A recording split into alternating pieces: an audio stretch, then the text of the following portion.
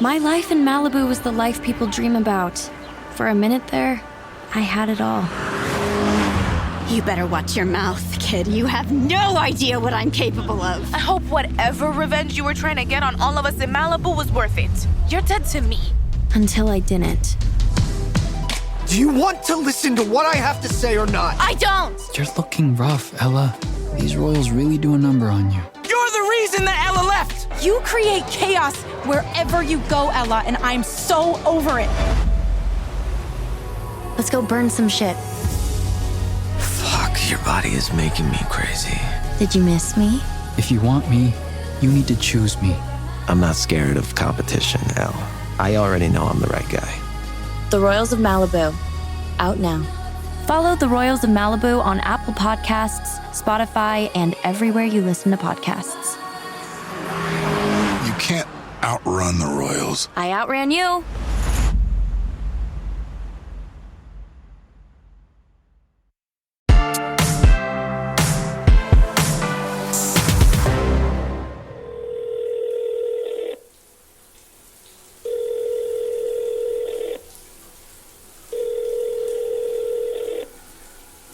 Sabine? I can barely hear you. I'm calling you from the bathroom. I don't have any service. There are like 5,000 layers of old stone and marble between me and the nearest cell tower. Why are you calling me from a bathroom? I need to know exactly how often I have to be around Wyatt this weekend. Is it that bad? Okay, I'll find the schedule and call you back. But before I could even pull up Sabine's schedule, I saw her iPad start, popping off with text from Layla. I knew Sabine was letting off some serious steam, and I had to find out exactly what she was saying. Layla, he's not supposed to have wound up here at this type of party.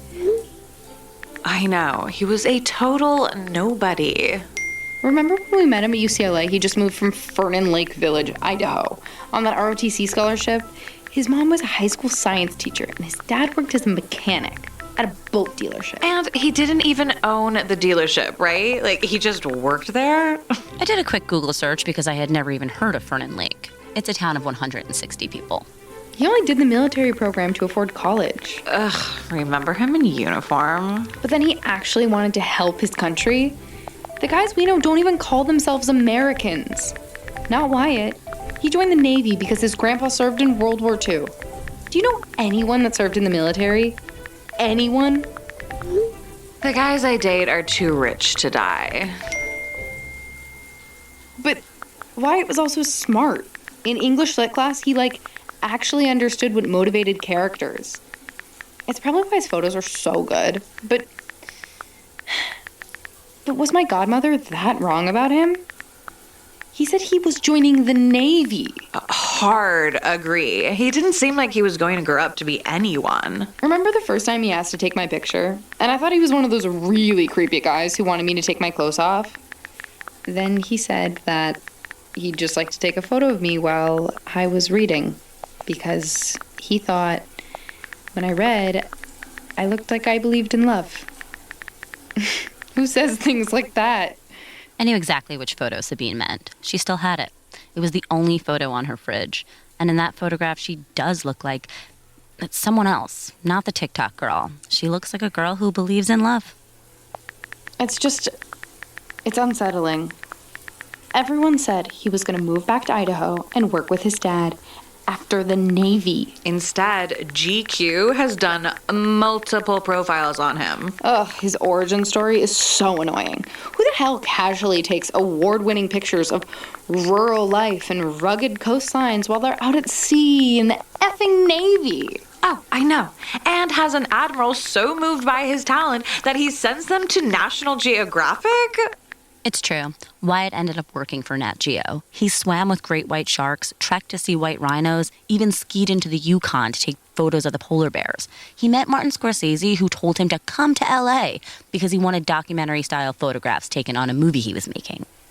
Do you know that Wyatt's the most wanted photographer in LA now? He's just low-key super famous. Google had also shown me that Wyatt dated bona fide LA 10s. Their dads were actual name-brand actors, directors, and musicians. Wyatt had more than one mention in Us Weekly. I'm not jealous. It's not like I regret breaking up with him. Right? He's probably only where he is because you broke up with him. It's just so annoying that I don't have a room, and he does. And he's somebody here. And I'm nobody. And he's probably looking at me and thinking, poor Sabine. All the opportunities in the world and never amounted to anything. Personally, I think Sabine would much rather hate on Wyatt than think about if she actually regrets her decision to dump him. Sabine Bean, number 444. Don't regret, reset. But even if she wanted to, how do you reset a failed relationship that is 8 years dead? Are you still in the shower? It's for privacy. Do you know he said that if I snore, he's going to take my couch and put it in the hallway? Does he know about your sleep apnea? He knows how sensitive I am about it. It's a septum thing. I think he's kidding. He won't stop calling me Elliot. But whatever he did in the Navy made him strong enough that he could actually pick up a couch and move it into the hallway. It's so awkward. Anyway, schedule? The briefing book from Moet is pretty comprehensive. Today, you have a meet and greet with the grooms, no Wyatt on the list of media, then a welcome party afternoon tea. It's assigned tables, and they won't say who is sitting where ahead of schedule. I already checked. Bachelorette party for Dave tomorrow night. Definitely no Wyatt. He's at the staff party. The rehearsal dinner is Saturday night, but it's unlikely you'll be seated anywhere near Wyatt. There's 800 guests, and he should be at the table with the wedding party. Of course he is. Okay. Sunday is the wedding and reception, of course. Oh, and there's the morning after brunch on Monday, but you'll have to head back for your flight. Okay, so, few things where I have to be super near Wyatt, except, while sleeping. Jane, he smells good. It's only a couple of days. Plus, you've got a number of chances to hang out with HLM. Oh, yeah, what's the update on my interview with her? Oh, still confirming a time. Okay, well, wish me luck. And don't forget to post that carousel of photos I sent you from the lobby.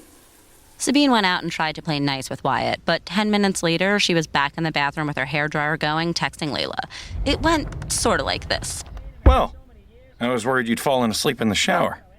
Though I guess I would have heard. You know. Beauty takes time, Wyatt. Your beauty? Take time? I mean, I've got hundreds of photos that suggest the opposite. I figured you were just avoiding me. Okay, well, groomsman duty calls. Are you coming? I've got to get ready for my meet and greet, and my assistant has me scheduled all day. Oh, your assistant. All right. Fancy. The meet and greet was at one of the Blue Bayonet's rooftop pools, and the pool is like overflowing with white orchids because it's Dave Clusterman's favorite. There's champagne from Moet on every available surface. There's even a cute French bartender on hand to make French 75s. Oh, and an actual string quartet playing in the corner. Super casual. I know all this because a few hours later, I'm editing the footage Sabine is taking, but it's almost impossible to get even 30 seconds of good content because... Hi, I'm Sabine. Great. You're up next for the meet and greet. Wait, I'm sorry, why is he here? Sabine's camera falls on Wyatt, lounging on the couch, joking with Paul and Dave. Wyatt? Oh, he's nearly a brother to those two. Paul is also from Idaho. He might take some candids. I think Moet wanted me to take the candids. Boys, Sabine is here? That's when I realized the outfit Sabine and I had planned was way over the top. She is in a gold Gucci lame dress, but Paul and David and Wyatt are all wearing jeans and t-shirts. I mean, Dave has on the tightest shorts I've ever seen, but he's still not wearing a shirt. Next second, Sabine has cut filming and opened the message app and is spiraling to Layla instead. I'm doing this wrong. I'm wearing vintage Gucci. I'm pretty sure Wyatt's in J. Crew. I always figured him as a Wranglers guy. I look like I don't understand how things work. They are new money. They don't know how we work. I'm wearing Manolos. They have on reefs. It is awkward. In the pictures I get, Sabine looks like she is wearing a costume next to them. Hi? Paul, I'm Sabine. Of Sabine Beans. TikTok. Moet sent me. Cindy? Cindy is the publicist. Is she supposed to be here? Yeah. Moet asked to slot her in. Sorry. Cringe for Sabine. You see her face on the video fall. Obviously, I had to edit that out. Like, you know she wants this to be her moment to impress them, but it's obvious they are celebrities, and Sabine's like the person that Moet hired. This'll take 5 minutes, I promise. Babe, they sponsored the liquor. Let's just get it over with. David, hi. Hi. I know. So Sabine runs through all these cute questions, wanting to know about their first date and what they are most excited about at the wedding and who they want to dance with. It's clear that Paul isn't into it. He keeps looking at Wyatt, who shrugs his shoulders. And then the publicist is like, great, that's 5 minutes. Wait, what about you two jump in the pool? Get a little loose? I'm great at candids. Oh, why not? Wyatt, man, grab your camera. It looks sick in black and white. It's Sabine's shot. I can do it with my phone. I can filter black and white.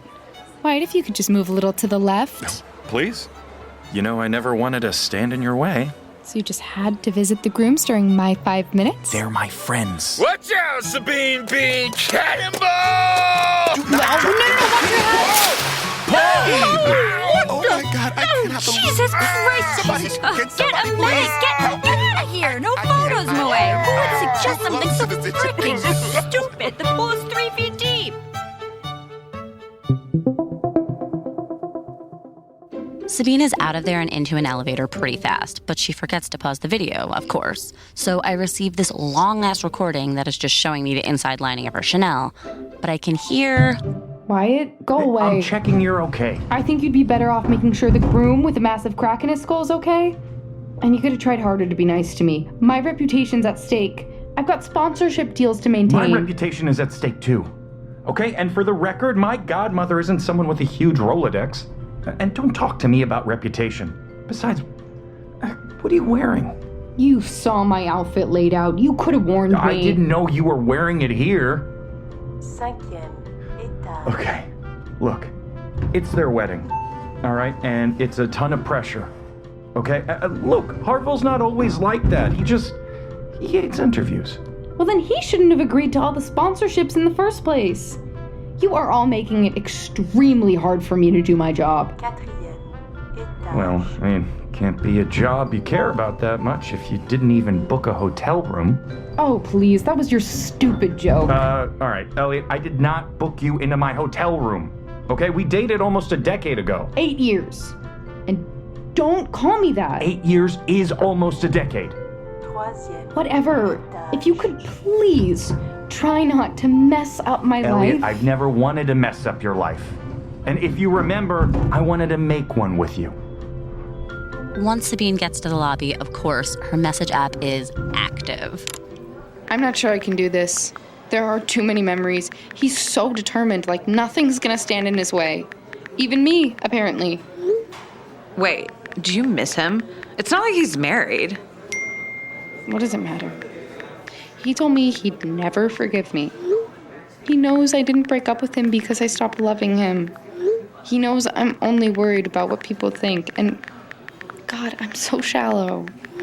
You're not shallow. You're a woman. And no matter what any movie tells you, relationships are still a financial decision. You did the right thing. It never felt like the right thing. It still doesn't feel like the right thing.